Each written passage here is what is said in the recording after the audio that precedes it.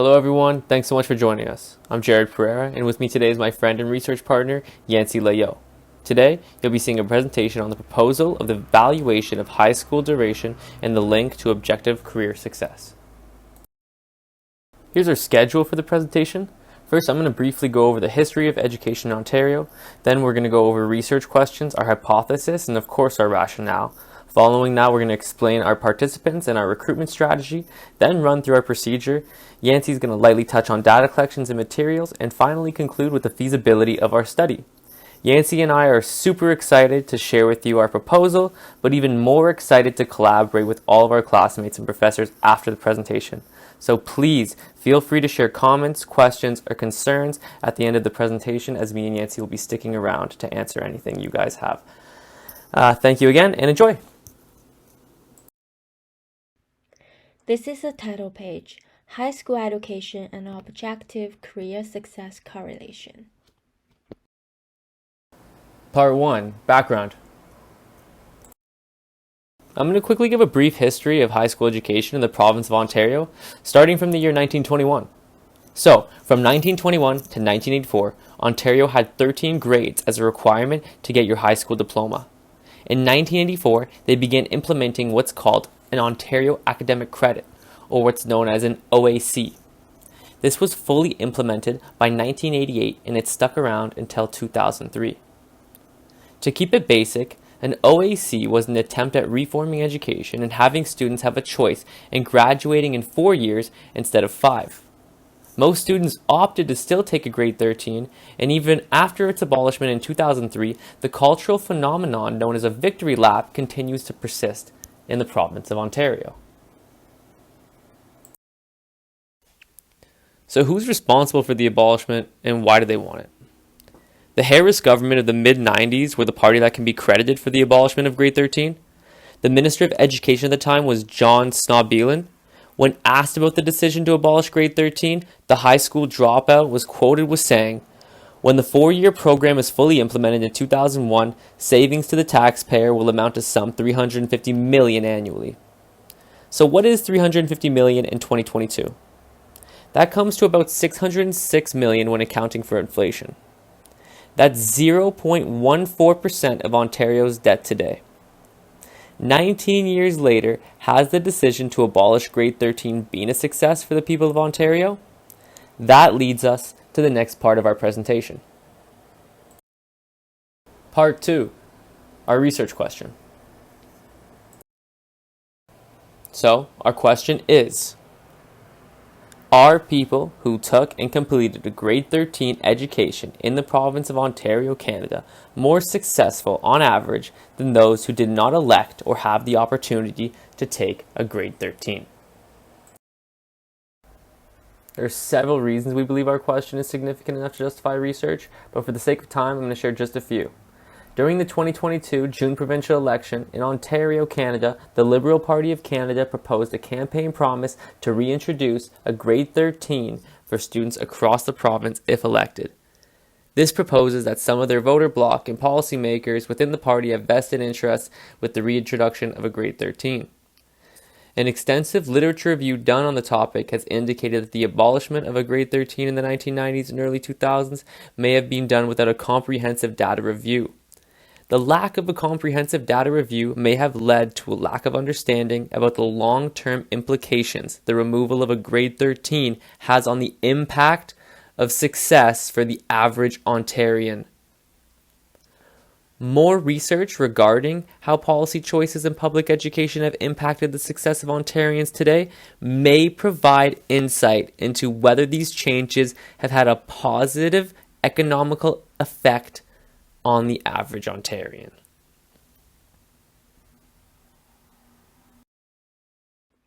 Part 3, our rationale with literature review. We began reviewing journal articles related to the topic of having 5 years of high school education in Ontario, Canada.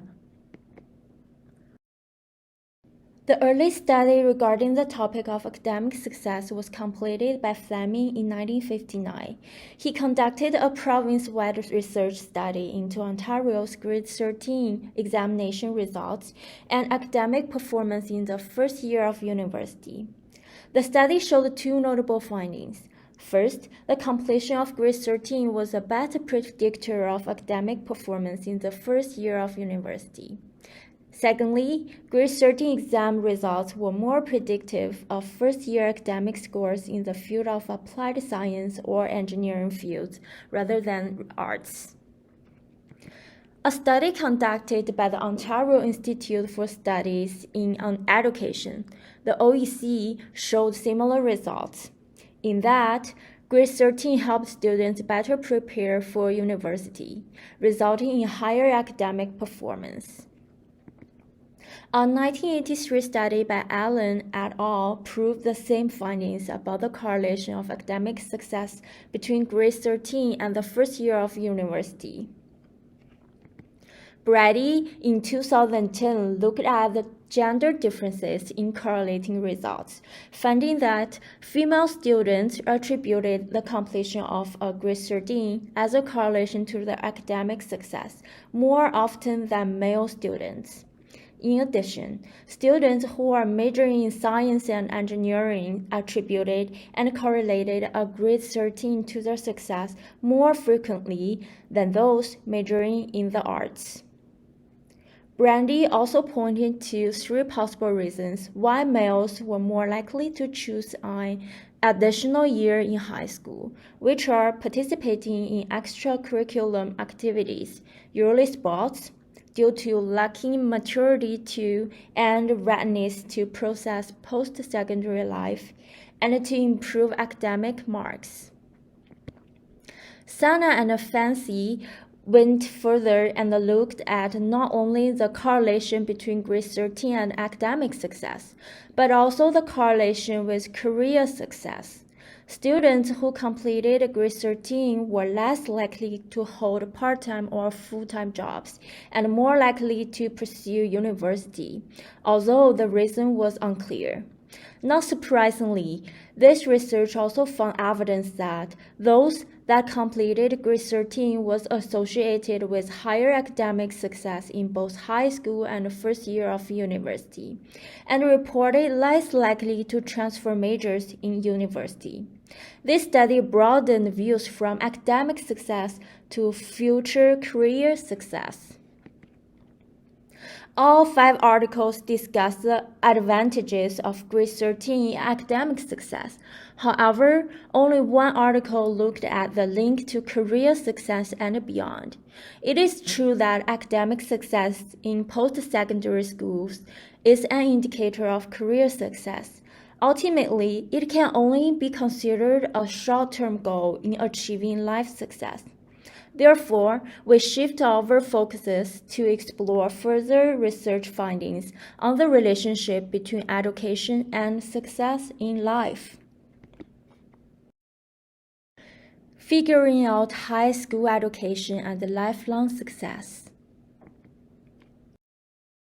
A study conducted by Parker et al. Highlighted that an essential factor that contributes to academic success in university is emotional intelligence, which highly corresponds as a precursor to academic success. Intrapersonal ability, adaptability, and stress management skills. Olivier and his colleagues conducted research focusing on transition from university to work among new grads. The researchers developed 4 categories to measure transition success. These were career insertion and satisfaction, confidence in career future, income and financial independence, and adaptation to work. From this research, we can draw our attention to observable work success as it correlates to high school grad levels. Education investment and objective career success. As students in the field of behavioral psychology, we are trained to be sensitive to observable and measurable factors. Two of the earliest journal articles proposing the use of operational definition to describe and categorize career success were published in 2005. Both articles categorized career success into two dimensions, which were objective career success and subjective career success. These articles describe that objective career success can be scaled by tangible and external indicators in people's life, whereas subjective career success can be measured by internal comprehension and appraisal in people's career pathway. In addition to using operational definition in describing specific criteria on objective and subjective career success, Spurk and colleagues also proposed that education training was an antecedent contingent on objective career success. The article referenced the human capital theory, which was first proposed by Packer in 1962. Human capital theory characterizes the correspondence between more investments into an individual's competency, such as education, training, and access to skill-building activities, with higher operationalized objective career success, like high-paying jobs. Among all the articles studied on transition and career success, many investigated the numerous factors relating to lifelong success. However, fewer articles address how level of education affected lifelong success. In many of the articles on Ontario's Grade 13 and academic success, the extended influence it may have on lifelong success was not considered as part of the study. Due to the lack of consideration of how education affected lifelong success in the current literature, we decided to narrow our topic into investigating the relationship between education investment on competency through an extra year of high school and compare how those factors may determine objective career success. The novel feature of the present study could bridge the gap in relating between high school investment and objective career success. Here comes our hypothesis. Our hypothesis is to evaluate an extra year of high school, the grade 13, can increase a student's objective career success. The hypothesis method fits our curiosity about the question of what variables will affect people in a certain way. In specific, the hypothesis method helps us identify the answer in which way the one extra year of investment into high school education will influence Ontarians' career success in the future. Supplementarily, the method of hypothesis facilitates policymakers, such as Liberal Party, to determine new direction on education structure and even prevent social problems beforehand. All right, congratulations. You made it to part 5 of 8, participants and recruitment. Let's get it started. So, for the purpose of this study, we will allow any persons above the age of 18 to participate. All sexes, all abilities, and all ethnic backgrounds will also be able to participate. We are targeting a specific group during our research. They need to be persons between the ages of 26 and 47 who attended high school from 1993 to 2014 in Ontario, Canada, and also graduated on time. The participants we will recruit for our study will be separated into 2 cohorts after the sample data has been collected. Cohort A will be participants who attended high school in Ontario from 1993 to 2003 and graduated from grade 13 on time, the 5-year curriculum. And Cohort B will be participants who attended high school in Ontario from 2004 to 2014 and graduated from grade 12 on time in the 4-year curriculum. Those who have not attended high school in Ontario or not from 1993 to 2014 or not graduated on time would meet our exclusion criteria. So let's talk a little bit about recruitment. Participants will be recruited using the snowball sampling technique. In this technique, we gather our sample by first approaching those who are available and then asking them to nominate others whom they know, who nominate others, and then others, and then others. Wilkinson et al. Defined the snowball sampling technique as something to be used when you need to gain access to certain types of people or to a particular group, but you know only a few people who fit the category and there's no publicly available listing. This technique fully fits the criteria to allow us to survey the most appropriate population. This technique is categorized as a non-random sampling procedure by Wilkinson et al., and they explain that technically the conclusions drawn from the study of a non-random sample are limited to that sample and cannot be used for further generalizations. This will be a limitation in the way we analyze our data, but due to grade 13 being a graduation requirement that happened only in the province of Ontario within particular time constraints, it may not be as big of a hindrance as one would expect. Along with cutting down confound variables and mitigating limitations by reaching out to people who work in a variety of different sectors and industries like healthcare and education and construction, personal services, engineers, arts, tech, etc., we'll be looking to recruit people at random by advertising our survey in local places around the area we live, which is the Newmarket and Vaughan, Ontario region. Part 6. Procedure. Alright, let's dive a little more deep into the procedure. Participants will be recruited via the snowball sampling technique, which you already know. There are going to be two ways in which our survey will be conducted, though. Firstly, we're going to offer participants to complete our survey via web-based Google Forms, and also offer them to conduct it via paper-based survey. Our first step before beginning, participants will be informed of the nature of the study, confidentiality, transparency, and other necessary relevant information like the study's aims, risks to participating, and who they can email for results. Our second step, after signing consent form, participants will be asked a series of questions regarding their education status and indicators of objective career success. The third step, after completing the survey, a data collection consent form will be shown to ensure the participants agree to their use of their personal data for the study. And then to our fourth step, participants will also be provided with investigator emails if they wish to see the results after the study completion. And our fifth step. After conducting the survey, there will be a vignette with details to ensure a debrief and an optional raffle the participant can enter into.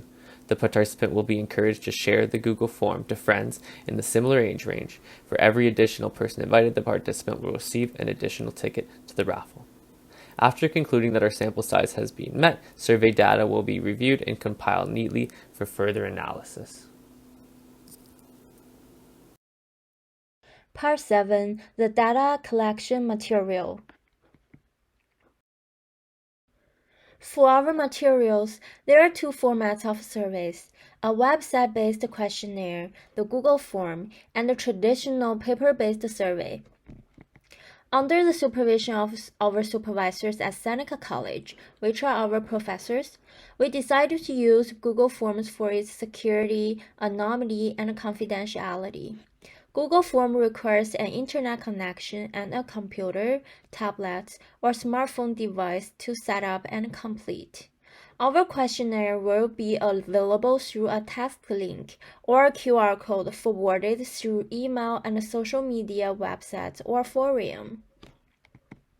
We will also provide printed paper copies with a QR code to complete questionnaire to hand out in public and put up on local bulletin boards around town. We followed the advice of Wilkinson et al. In 2019 that questionnaires measure variables by gathering answers to questions. As obviously as that advice may sound, we believe the best way to measure the variables pertaining to education in Ontario is by using a questionnaire. The cost effectiveness, accessibility for participants, and accessibility for the researchers make the questionnaire a valid tool for research such as this. Here comes the last part of our presentation: feasibility. In our proposal, the approaches, methods, and strategies are well defined and justified in terms of being appropriate to accomplish the objective of the project. According to Canadian Institute of Health Research expectations, that all research applicants will integrate sex and gender into their research design, methods, analysis, and interpretations, and/or dissemination of findings within their research proposal. When appropriate, sex and gender are taken into account in the research. Our research provides contributions to the knowledge and understanding of education in the province of Ontario, and may also provide opportunity to collect longitudinal data on educational-related knowledge in the future. Timeline and related deliverables of the project are realistic and will be completed by the end of April 2023. When comparing risks to benefits, we have highlighted an insignificant amount of risks associated with the completion of our study. The benefits of our study vastly outweigh any negative risks our participants will be confronted with during completion. Our research is under the supervision of the Seneca Research Ethics Board and our BPR 774 professors, Evangelo Boltsis, Tonya Relkov, and Mark Tucci. The REB and professors have provided us with appropriate expertise for the completion of this study.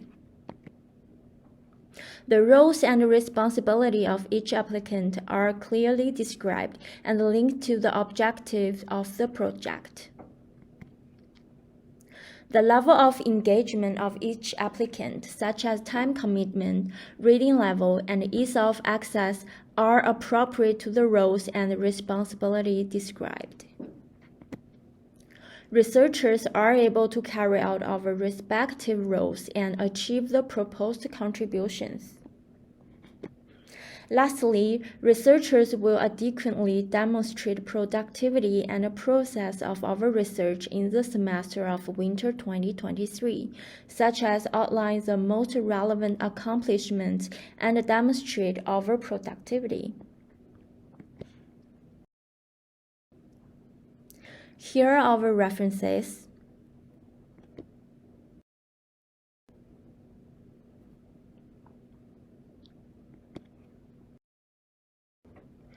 We'd like to say thank you to everyone for listening to our presentation. If you have any concerns, feel free to contact us by emails. Thank you so much.